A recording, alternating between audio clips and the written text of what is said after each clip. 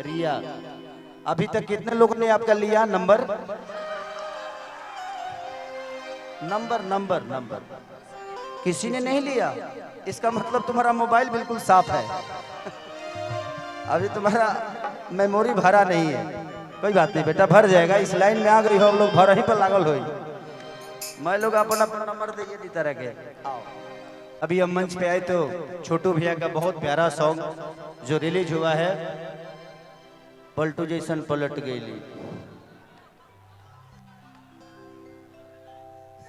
जो भी है, अब मंच से क्या कहा जाए, किसको कहा जाए। हम लोग कलाकार आदमी हैं और कलाकारों पे बड़ा बंधन होता है। कलाकार किसी नेता का नहीं होता और कलाकार किसी जाति विशेष का नहीं होता। कलाकार का कोई धर्म नहीं होता। नहीं तो गावे खातिर इतना कुछ बजे गाई तो आदमी कितना लोग पागल हो जाएंगे। लेकिन ठीक है, सबका अपना बात रखने का तरीका होता है, सब लोग रखते हैं। और कोई भी गाना होता है तो लोगों के मनोरंजन के लिए होता है। इस दुनिया में कोई भी चीजें अगर कोई कलाकार करता है तो वो किसी जाति विशेष के लिए नहीं, किसी पॉलिटिकल चीजों के लिए नहीं, बल्कि वो आपके मनोरंजन के लिए करता है। तो उसको मनोरंजन के हिसाब से लिया जाए। आई आ जा लो, एक दो जनी आ जा। अच्छा है बोलो तो सब जनी आ जा। आइए सब लोग। अरे बाप रे, आप लोग पैर मत छूइए, आप लोग कलाकार आदमी हैं। बस आप लोग, भगवान करे आप लोग ऐसे बढ़ते रहिए। मेरी शुभकामना सबके साथ। अभी आप बढ़ जाओ, बाद में आपको नचाएंगे, आपको स्पेशल नचाएंगे। सबको प्रणाम, सबको प्रणाम, सबको सबको बाबू बाबू। ऐसे ही खुश रहिए आप लोग, ऐसे ही खुश रहिए, ऐसे ही खुश रहिए, ऐसे ही खुश रहिए, ऐसे। अभी बताओ लो, हमनी खाली नसीब के हो के बा एगो लड़की मिल जाला तो गांव भर क्या पगला जाला सा। हमारा लगे 9 गो बड़ी सा। अब सोचो कि हम कितना बर्दाश्त करत हो खब अपने आप के। अच्छा ठीक भाई, नाहियो लगा तो तोहरे हैं हम।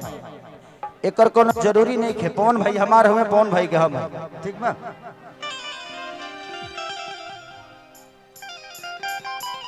एगो गाना हमारे रिलीज भइल बहुत प्यारा रहा सबके बीच में कि एगो बात बताइए तो बताए देबू का अल्लाह बन से नूरा लगाए देबू का। अच्छा, अगर मैं यहाँ पे किसी से शादी करना चाहूँ तो हाथ आप सब में से उठाओ, कौन मुझसे ब्याह करना चाहती है?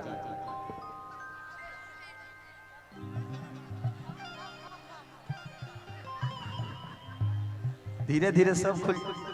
मैं नहीं बियाह नहीं की सकल चाहत, बाकी कुछ कल कोनो दिक्कत नहीं के। बाकी सब ना कुछ भी नहीं। तो तुम फिर नाचने क्यों आई हो? राखी बांध दो मुझे। पगली कही के। कलाकार मस्ती करता है, हाथ उठा देते तो क्या हो जाता है? आप इतनी प्यारी हो। क्या नाम है आपका? रिया। कितना शिक से क्या?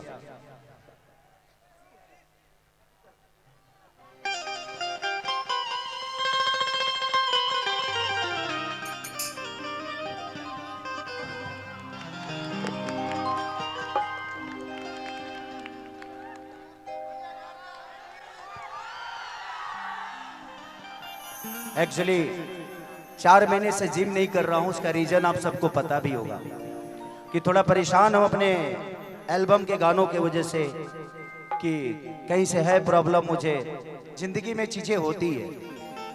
अब सोचिए कि एक कलाकार जो गायकी के रूप में ही यहां तक पहुंचा, आप लोगों का प्यार लिया, आज उसको उसी विधा से रोका जा रहा है। चाहे जैसे भी हो, जिसकी भी शरीर तो हो पता नहीं, बट मुझे लगता है कि आप लोगों का प्यार जिस पे है ना, खेसरिया 2 साल ना गई तो वही तू लो प्यार करवा खेसरिया के। जिंदगी में नदी के धारा को कोई रोक नहीं सकता है, और मैं धारा हूं। जितना रोकी लो उतने जमा होता हमारा लगे। अजहिया बांध तुरब वो दिन गांव के गांव डुबाए भाव, तो पानी अभी इकट्ठा हो रहा है। जिस दिन ये टूटेगा ना, उस दिन कई गो गांव डूबी एक पत्ते न चली। हो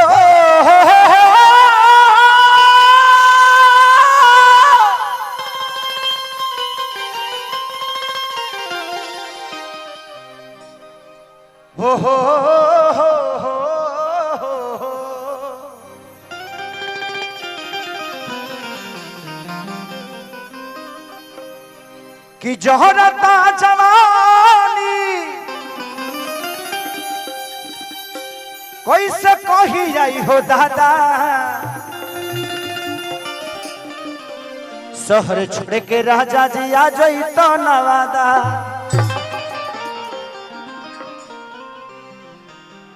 कि तोहरे चलते देखो ए रोशन शरीर भइल भारी हो, आ तोहरा से निमन बारे छोटू छलिया खेसारी हो।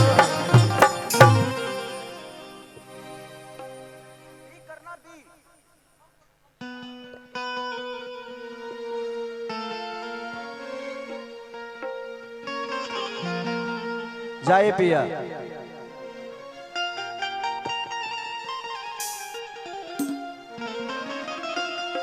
अरे कि जाए पिया जवानी हमर जरई रे गइला ना हो, जरई रे गइला ना।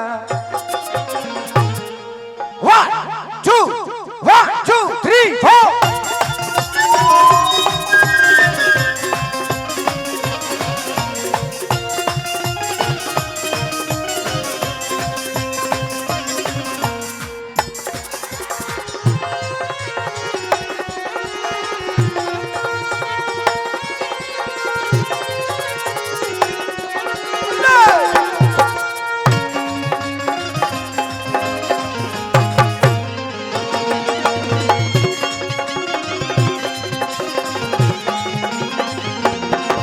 अरे चाहे पिया जवानी हमर जरई रे गइला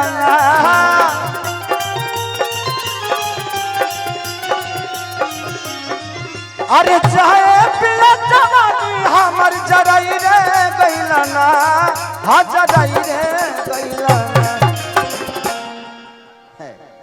सबसे ज्यादा दूर ते ही भागतली सते ही सटे लगली। का चाहता रू देखा हमर देह ठीक ना हो, हमरा में सटब हम अगर सटल शुरू करब तो बड़ा दिक्कत हो जाई। हम तो हेजी सट जब लेके हो जिगिया बड़ा दिक्कत होई। केहू औरी बाज तरल में सटल ठीक ना लगे ओकरा, वो दूरे से कहेले अभी से हमर हाड़ कांपता कि हतना बीच में बानी उजी कहाँ जाके कहब।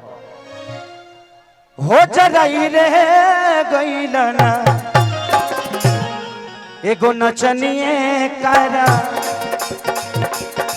एगो नचनिए कारा, एगो नचनिए कारा न कनिया के भुलाई रे गइला ना।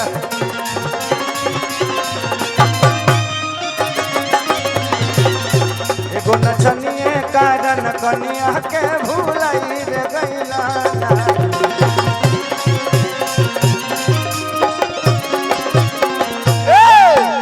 जाए करे जा दारू जा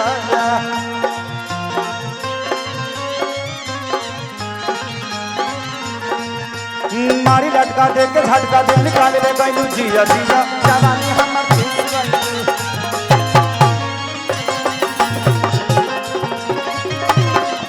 गुना चलिए कागल बनिया के भुगई।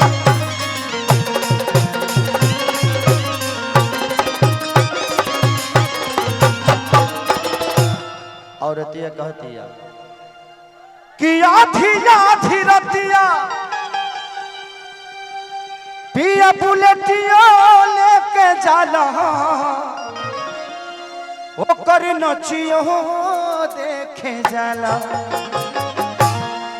कि नाच के नशा में तो हमरा के कलकत्ता से टिपले बड़ू, दूगो रोटिया नहीं खाला, दूगो रोटियो नहीं खाला। कि आधी आधी रतिया पिया बुलेटिया लेके जाला, ओकर नचियो देखे जाला।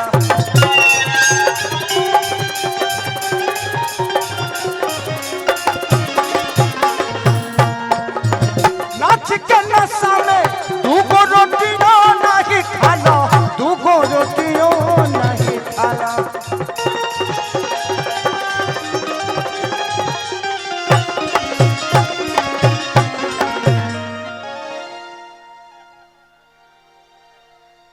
कि